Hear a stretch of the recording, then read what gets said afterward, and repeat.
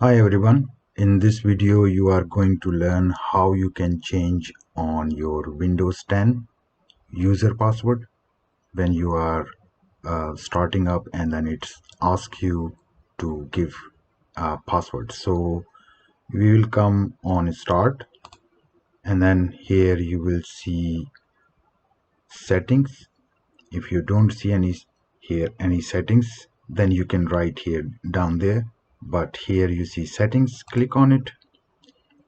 Once you are on your settings, just find accounts and then here you can see accounts. Click on it. Once you come on account, then you are an administrator, so go on the left hand side, find sign in options and click on it.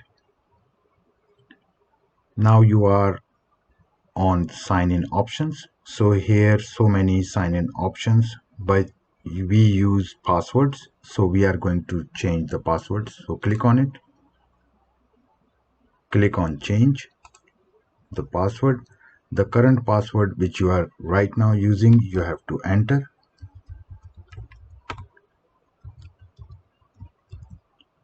After that you are going to click next. Now it is going to ask you a new password, so new password whichever you want. So you give new password here and once again, and then hint whatever you can write.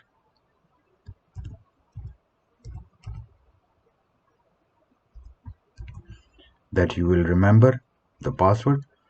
Next, and then your password has been changed. So finish this process and then try to log in back again. So I'm just going to try login back again. System has been restarted. Now we are logging in. Enter. And if you are logged in, it means you have successfully changed the password. So this is the way you can change the password on Windows 10, any version of Windows 10, from home to professional.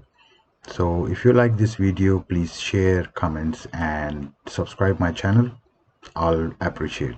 Thank you very much. Have a great day. Bye.